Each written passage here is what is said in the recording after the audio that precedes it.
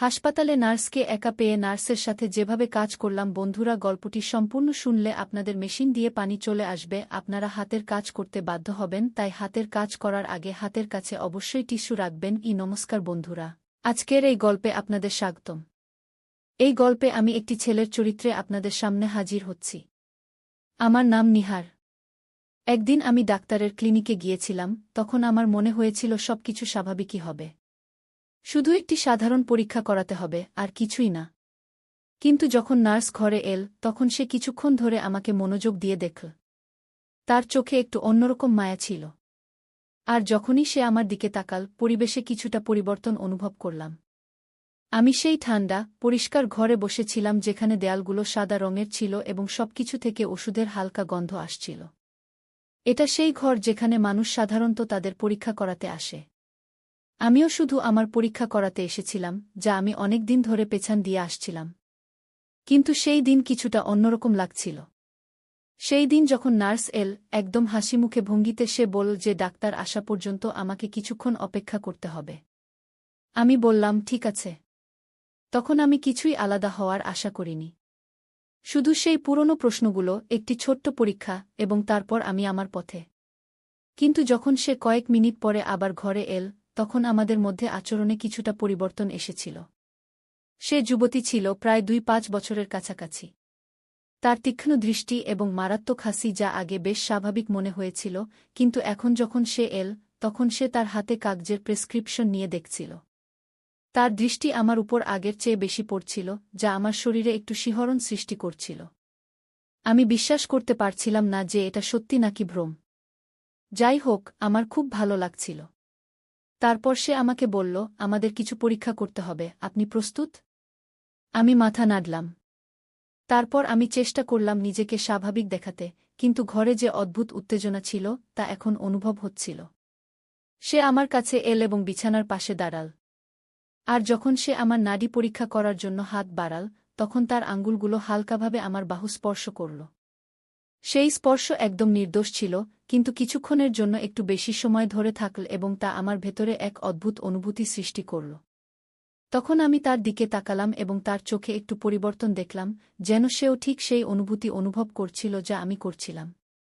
তারপর কিছুক্ষণ পরে সে বলল, ভালো, এখন তোমার প্যান্ট খুলে ফেলো, আমাকে আরও কিছু চেক করতে হবে। তার কণ্ঠস্বর এখনও নিচু ছিল, কিন্তু তাতে কিছু আলাদা ছিল যা আমি বুঝতে পারছিলাম না। আমি এক মুহূর্তের জন্য থমকে গেলাম, কারণ আমি ভাবিনি যে পরীক্ষা এত ব্যক্তিগত হবে। কিন্তু আমি তার কথা মানলাম। ধীরে ধীরে বাটন খুললাম এবং জিপ নিচে করলাম। তারপর আমার হৃদয় দ্রুত স্পন্দিত হতে লাগল, পরীক্ষার কারণে নয়, বরং এই কারণে যে আমি যা অনুভব করছিলাম তা তার দৃষ্টির কারণে ছিল। আর এখনও তার দৃষ্টি আমার উপরই ছিল। আমি তার দেখার ভঙ্গিতে এমন কিছু অনুভব করলাম যা ঘরের পরিবেশকে ভারী করে তুলছিল এবং আমার হৃদস্পন্দন বেড়ে গেল, যা আমি আশা করিনি। ঠিক তখনই আমি বিছানায় একটু নড়ে বসলাম, বুঝতে পারছিলাম না কিভাবে প্রতিক্রিয়া দেব, কি করব।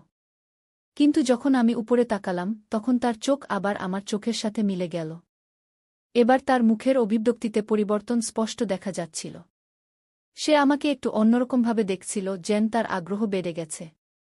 আর যখন তার দৃষ্টি আমার কিছুটা খোলা প্যান্টের দিকে গেল, তখন আমার ভেতরে এক শিহরণ বয়ে গেল। ঠিক তখনই তার আঙ্গুলগুলো আবার আমার নাডি হালকাভাবে স্পর্শ করল। সেই স্পর্শ আমার ভেতরে এক উষ্ণতার ঢেউ বয়ে দিল। আমি এখানে চেক করে নিই, সে নিচু স্বরে বলল। এখন তার কণ্ঠস্বর আগের চেয়েও নিচু ছিল এবং তাতে এমন কিছু ছিল যা তাকে আরও আপন করে তুলছিল। বাইরে থেকে সে এখনও পেশাদার ডাক্তারি মনে হচ্ছিল, কিন্তু এখন আমাদের মধ্যে বাতাস যেন অন্য কিছু বলছিল, যেন কিছু অকথিত আমাদের মধ্যে ঝুলেছিল। এখন সে আরও কাছে ঝুঁকল এবং আমি তার উষ্ণ শ্বাস আমার ত্বকে অনুভব করতে লাগলাম, যা হালকা এবং নরম ছিল। তার আঙ্গুলগুলো সতর্কতার সাথে কাজ করছিল, কাপড়গুলোকে ঠিক সেই পরিমাণে সাজিয়ে নিচ্ছিল যাতে সে যা দেখতে চায় তা দেখতে পায়। কিন্তু যখন সে তা করল, তখন তার আঙ্গুলগুলো আমার ত্বকে এমনভাবে স্পর্শ করল যা পুরোপুরি চিকিৎসাগত মনে হচ্ছিল না। তখন আমার শ্বাস রুদ্ধ হয়ে এল, আমার হৃদস্পন্দন বেড়ে গেল এবং আমি নিজেকে শান্ত রাখার চেষ্টা করলাম। কিন্তু প্রতিটি মুহূর্তের সাথে এটি আরও কঠিন হয়ে উঠছিল। তার নিকটতা, তার শরীরের উষ্ণতা, সবকিছু এখন আরও বেশি অনুভব হচ্ছিল এবং আমার ভেতরে এক ধীর আগুন জ্বলতে শুরু করেছিল। তার চোখ আবার আমার চোখের সাথে মিলে গেল এবং কিছুক্ষণের জন্য আমরা দুজনেই কিছু বললাম না। সেই নীরবতায় এমন কিছু ছিল যা বাতাসকে আরও ভারী করে তুলছিল, যেন কোনো প্রশ্ন আমাদের মধ্যে ভাসছিল যা আমরা দুজনেই জিজ্ঞাসা করতে ভয় পাচ্ছিলাম। তখন সে ধীরে ধীরে বলল, তোমার শরীরে টান পড়েছে। সেই মুহূর্তে তার আঙ্গুলগুলো হালকাভাবে আমার উরু স্পর্শ করল। তার স্পর্শ নরম এবং আত্মবিশ্বাসে ভরা ছিল। কোনো কথা নেই, শুধু বিশ্রাম নাও। তার কথা যদিও সান্ত্বনাদায়ক ছিল, কিন্তু তার পিছনে এমন কিছু ছিল যা আমার হৃদস্পন্দন আরও বাড়িয়ে দিয়েছিল। আমি মাথা নাড়লাম, কিন্তু বিশ্রাম নেওয়াই এখন শেষ জিনিস ছিল যা আমি করতে পারতাম। কিন্তু তার স্পর্শ এবং তার দৃষ্টিভঙ্গির কারণে আমি আরও বেশি অস্থির হয়ে উঠলাম।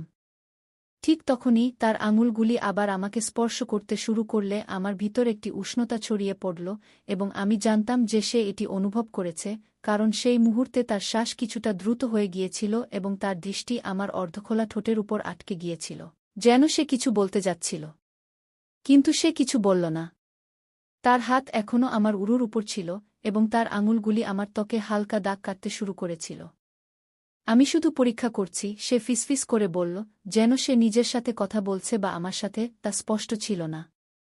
তার হাত ধীরে ধীরে এগিয়ে চলছিল, কিন্তু সতর্কতার সাথে। কিন্তু এখন তার স্পর্শ সম্পূর্ণরূপে চিকিৎসাগত ছিল না। তার হাতের তালুর উষ্ণতা আমার ত্বকে অনুভূত হচ্ছিল, এবং তার আঙুলগুলি হালকাভাবে আমার আন্ডারওয়্যার এর কাপড়ের উপর দিয়ে স্লাইড করছিল। আমি আমার শ্বাস নিয়ন্ত্রণ করতে পারছিলাম না, এবং তখনই আমার একটি হালকা শ্বাস বেরিয়ে গেল। তারপর আমি অনুভব করলাম যে ঘরটি হঠাৎ করে খুব ছোট, খুব কাছাকাছি মনে হচ্ছে, যেন দেয়ালগুলি আমাদের চারপাশে সংকুচিত হচ্ছে। আমার শ্বাস হালকা হয়ে গিয়েছিল, এবং আমি অনুভব করতে পারছিলাম যে আমাদের মধ্যে উত্তেজনা প্রতি মুহূর্তে আরও ঘন হয়ে উঠছে। সে তার হাত সরায়নি, বরং এখন তার স্পর্শ আরও সাহসী হয়ে উঠেছিল। তার আঙুলগুলি আমার আন্ডারওয়্যার এর কোমরবন্ধনী সামঞ্জস্য করছিল, তার প্রতিটি মুভমেন্টে একটি ধীর এবং নির্দিষ্ট ভঙ্গি ছিল। আমি তার দিকে তাকিয়ে রইলাম, আমার দৃষ্টি তার থেকে সরাতে পারছিলাম না। এবং যখন তার দৃষ্টি আবার আমার চোখের সাথে মিলিত হল, তখন সেখানে কোনো সন্দেহ ছিল না। তার চোখে কামনা ছিল।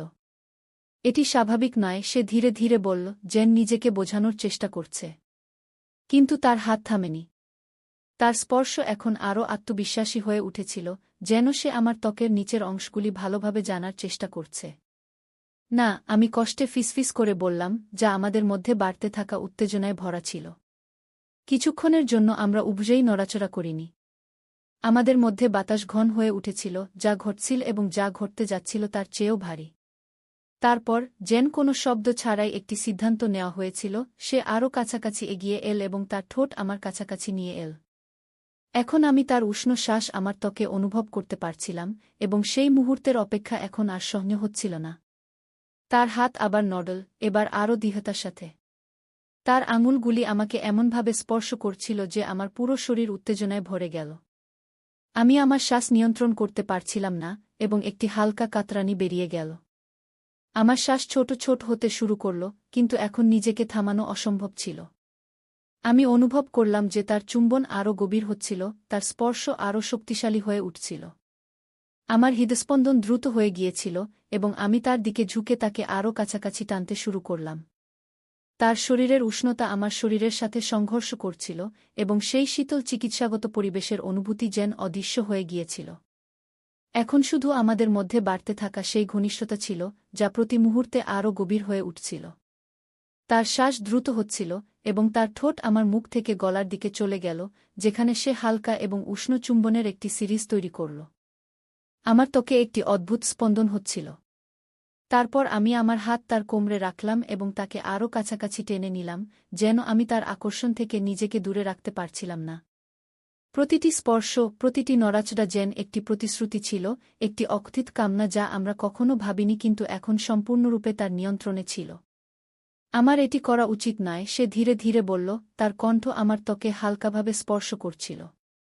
কিন্তু তার কণ্ঠে কোনো দ্বিধা ছিল না। সে থামার কোনো ইচ্ছা দেখায়নি। তার কথাগুলি এই মুহূর্তটিকে আরও গভীর করে তুলেছিল, যেন আমরা দুজনেই এমন একটি সীমানা অতিক্রম করছি যেখান থেকে ফিরে আসা সম্ভব নয়। এবং এখন আমি নিজেকে থামাতে পারছিলাম না। তার হাত ধীরে ধীরে নিচের দিকে এগিয়ে চল, এবং যখন সে আমাকে স্পর্শ করল, তার স্পর্শ নরম এবং গভীর ছিল, যা থেকে আমার মুখ থেকে একটি হালকা শ্বাস বেরিয়ে গেল। আমার শরীরের প্রতিটি অংশ যেন জেগে উঠেছিল এবং তার আঙুলগুলি আমাকে এমন আনন্দে ভরে দিয়েছিল যা আমি সহ্য করতে পারছিলাম না।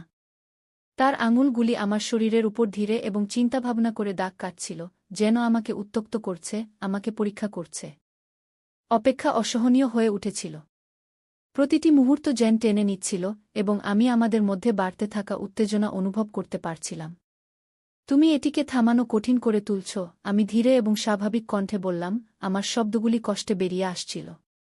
আমি তার হাসি আমার গলায় তার নিঃশ্বাসের উষ্ণতা অনুভব করছিলাম, যা নরম এবং গরম ছিল, এবং সে এখনও আমার ত্বককে গভীরভাবে পর্যবেক্ষণ করছিল। আমি এখন থামার চেষ্টা করছিলাম না। তার ফিসফিসানোর কোনো উপায় ছিল না, শুধু এগিয়ে যাওয়া, সেই আকাঙ্ক্ষায় ডুবে যাওয়া যা আমাদের দুজনকে আটকে ফেলেছিল। তখন আবার তার আঙুলগুলি আমার আন্ডারওজারের কোমরবন্ধে এসে থেমে গেল, যেন সে কোনো সংকেতের অপেক্ষায় আছে। তার চোখে সেই কাঁচা আকাঙ্ক্ষা ছিল যা আমার শরীরে ছুটে বেড়াচ্ছিল। আমি মাথা নেড়ে তাকে জানিয়ে দিলাম যে এটা ঠিক আছে, যে আমিও ঠিক ততটাই চাই যতটা সে চাইছিল। যেই তার আঙুলগুলি নিচে নামল এবং সে আমাকে স্পর্শ করল, আমার শরীরে বিদ্যুতের মতো একটি তরঙ্গ ছুটে গেল এবং আমার সমস্ত শরীর তার স্পর্শের প্রতি প্রতিক্রিয়া জানাতে শুরু করল। আমার নিঃশ্বাস আটকে গেল এবং আমি নিশ্চিত ছিলাম যে সে এটা অনুভব করেছে। তার আঙুলের আত্মবিশ্বাস আমার হুঁশ উড়িয়ে দিয়েছিল। তার প্রতিটি চলন চিন্তাভাবনা করে করা হয়েছিল এবং সে আমার শরীরে সুখের তরঙ্গ ভরে দিয়েছিল। আমার হাত তার কোমরে শক্ত হয়ে লেগে গেল এবং আমি তাকে আরও কাছে টেনে নিলাম। এখন নিজেকে তার স্পর্শ থেকে বাঁচানো অসম্ভব ছিল। আমাদের মধ্যে বাতাস অপেক্ষায় ভারী হয়ে গিয়েছিল। প্রতিটি নিঃশ্বাস গভীর হচ্ছিল এবং প্রতিটি মুহূর্ত আমাদের উপর সেই কাজের বোঝা চাপিয়ে দিচ্ছিল যা আমরা করছিলাম। আমি তার নাড়ি আমার আঙুলের নিচে অনুভব করতে পারছিলাম, যা আমার নিজের হৃদস্পন্দনের মতো দ্রুত স্পন্দিত হচ্ছিল। যেন আমাদের মধ্যে তীব্রতা প্রতি মুহূর্তে বাড়ছিল। তুমি এসব করে আমাকে পাগল করে দিচ্ছ, আমি কর্কশ কণ্ঠে বললাম। কিন্তু সে শুধু হাসল। তার ঠোঁট আমার কানে হালকা করে স্পর্শ করল এবং তার আঙুলগুলি ধীরে ধীরে একটি তালে চলতে থাকল। সে ভালোই জানত সে কি করছে এবং আমার মাথায় শুধু তারই অনুভূতি ছিল। তার হাতের স্পর্শ এবং তার শরীরের আমার সাথে ঘর্ষণ। এটা ভালো, সে হেসে ফিসফিস করল। তার কণ্ঠে যে আনন্দ ছিল তা স্পষ্ট শোনা যাচ্ছিল, যেন সে আমার প্রতিক্রিয়ায় অত্যন্ত সন্তুষ্ট। তার ঠোঁট আবার আমার ঠোঁটে একটি গভীর, উত্তপ্ত চুম্বন নিয়ে যা আমাকে নিঃশ্বাসহীন করে দিল। আমার সমস্ত শরীর সেই তীব্রতায় কাঁপছিল। আমার মনে হচ্ছিল আমি নিজের উপর নিয়ন্ত্রণ হারাচ্ছি। সেই ধীর, স্থির জ্বালা এখন আরও বাড়ছিল, কিছু এত জোরালো যে আমি তা থামাতে পারছিলাম না। প্রতিটি স্পর্শ, প্রতিটি চুম্বন আমাকে কিনারার দিকে ঠেলে দিচ্ছিল এবং আমি অনুভব করছিলাম যে সেও এটা বুঝতে পেরেছে। তার আঙুলগুলি এখন আরও দ্রুত চলতে শুরু করল। তার শরীর আমার সাথে আরও শক্ত করে লেগে গেল এবং আমি জানতাম যে আমরা দুজনই এই মুহূর্তে একে অপরের মধ্যে হারিয়ে গেছি। তার আঙুলের তীব্রতা, তার ঠোঁটের আমার ত্বকে ঘুরে বেড়ানো, তার নিঃশ্বাসের নরম শব্দ, এসব কিছুই অনেক বেশি হচ্ছিল। আমার শরীর সম্পূর্ণভাবে তার স্পর্শের কাছে আত্মসমর্পণ করেছিল, সেই তীব্রতা এবং সেই অকথ্য ইচ্ছার কাছে যা আমাদের দুজনকে তার কবজায় নিয়ে গিয়েছিল।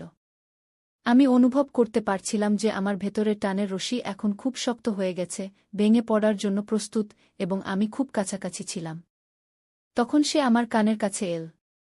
তার কণ্ঠ ফিসফিস করছিল, ছেড়ে দাও, আমি এটা অনুভব করতে চাই কি। তার এই শব্দই যথেষ্ট ছিল এবং একটি হালকা কাতরতার সাথে আমি নিজেকে সম্পূর্ণভাবে সেই মুহূর্তে হারিয়ে যেতে দিলাম। আমার ভেতরের সমস্ত টান এক ঝটকায় ভেঙে গেল এবং সুখের তরঙ্গ আমার উপর দিয়ে উথলে পড়ল। আমার সমস্ত শরীর কাঁপছিল, প্রতিটি পেশি শক্ত হয়ে গিয়েছিল এবং আমি সম্পূর্ণভাবে সেই তীব্রতাকে আমার উপর আধিপত্য বিস্তার করতে দিলাম। আমার নিঃশ্বাস দ্রুত এবং অনিয়মিত হয়ে গিয়েছিল, যেন সেই অনুভূতি আমাকে সম্পূর্ণভাবে ঘিরে ফেলেছে। সে আমাকে তার কাছাকাছি শক্ত করে ধরে রেখেছিল। তার আঙুলগুলি এখনও হালকা করে চলছিল, আমাকে ধীরে ধীরে এই সুখদ অনুভূতি থেকে বের করে আনছিল। তার ঠোঁট আমার গলা, গাল এবং ঠোঁটে নরম চুম্বন দিচ্ছিল। আমি তার গরম, স্থির নিঃশ্বাস অনুভব করতে পারছিলাম যখন সে ধীরে ধীরে আশ্বাসভরা শব্দ বলছিল। তার শরীর আমার সাথে শক্ত করে লেগেছিল, যেন আমরা দুজন একে অপরের মধ্যে মিশে গেছি। সেই মুহূর্তের পরে ঘরে একটি অদ্ভুত নিস্তব্ধতা ছিল। সেই টান এখন অদৃশ্য হয়ে গিয়েছিল এবং তার বদলে আমাদের মধ্যে একটি অকথিত কিন্তু গভীর বোঝাপড়া এসে গিয়েছিল। আমি টেবিলের দিকে পিছনে হেলিয়ে আমার নিঃশ্বাস নিয়ন্ত্রণ করার চেষ্টা করছিলাম যখন সে এখনও কাছে দাঁড়িয়েছিল। তার হাত আমার বুকের উপর হালকা করে ঠেকানো ছিল। তারপর তার চোখ আমার সাথে মিলিত হল এবং তখন সে লজ্জা পেল, যার পরে সে আমার বুককে শক্ত করে চেপে ধরল। বেশ কিছুক্ষণ আমরা দুজনেই কিছু বলিনি। আমাদের মধ্যে নিস্তব্ধতা এখন শান্তিতে ভরা ছিল, সেই গুরুভার অনুভূতিতে যা আমরা এইমাত্র একে অপরের সাথে ভাগ করেছি। আমার এটা করা উচিত ছিল না, সে ধীরে ধীরে বলল, তার কণ্ঠে হালকা দোলা ছিল। কিন্তু আমি মাথা নেড়ে তাকে চুপ করিয়ে দিলাম। তার মুখ হালকা করে স্পর্শ করতে গিয়ে আমার কোনো আফসোস ছিল না। হ্যাঁ, আমি ধীরে ধীরে বললাম, এবং এটি সত্য ছিল। পরিস্থিতি যাই হোক না কেন, যা কিছু ঘটেছিল তাতে আমার কোনো আফসোস ছিল না। সে আমাকে যে অনুভূতি দিয়েছিল তা এমন কিছু ছিল যা আমি কখনই ভুলতে পারব না। তখন তার চোখে নরমতা এলো এবং তার ঠোঁটে একটি হালকা হাসি ফুটে উঠল, যখন সে ধীরে ধীরে আমার ঠোঁটে শেষবারের মতো একটি নরম চুম্বন দিল। তারপর সে হালকা করে হাসল এবং আমরা দুজনেই কিছুক্ষণ একে অপরের দিকে তাকিয়ে রইলাম। ঘরে এখন একটি অদ্ভুত শান্তি ছিল, যেন সবকিছু নিজে নিজেই ঠিক হয়ে গেছে। সে ধীরে ধীরে আমার দিকে হাত বাড়াল এবং আমি তার হাত ধরে ফেললাম। এখন আর কিছু বলার প্রয়োজন ছিল না। এখন আমাদের কি করা উচিত, সে ধীরে ধীরে জিজ্ঞাসা করল। তার কণ্ঠে হালকা চিন্তা ছিল, কিন্তু তার মুখ এখনও শান্ত ছিল। আমি তার দিকে তাকালাম এবং হালকা করে হাসলাম। যাই হোক না কেন, আমরা একে অপরের পাশে থাকতে পারি, আমি বললাম। সে মাথা নাড়ল এবং হাসল, যেন আমার কথা তাকেও স্বস্তি দিয়েছে। তারপর আমরা একে অপরের হাত ধরে ঘর থেকে বেরিয়ে এলাম। যা কিছু ঘটেছিল তা এখন অতীত, কিন্তু যে অনুভূতি আমাদের মধ্যে তৈরি হয়েছিল তা এখনও গভীর এবং সত্য ছিল। এখন আমরা দুজন একসাথে ছিলাম, এবং এটাই ছিল সবচেয়ে বড় কথা। বাকি জিনিসগুলো সময়ের সাথে সাথে নিজে নিজেই ঠিক হয়ে যাবে। তো বন্ধুরা, এটা ছিল আমাদের আজকের ছোট্ট গল্প। আপনি এই গল্পটি কেমন লাগলো তা কমেন্ট করে অবশ্যই জানাবেন। যদি গল্পটি আপনার ভালো লেগে থাকে, তবে এটি লাইক করুন এবং আপনার বন্ধুদের সাথে শেয়ার করুন। আগামীতেও এমন রোমাঞ্চকর গল্পের জন্য আমাদের চ্যানেলটি সাবস্ক্রাইব করুন এবং বেল আইকন টিপতে ভুলবেন না, যাতে আপনি আমাদের কোনো গল্প মিস না করেন। ধন্যবাদ।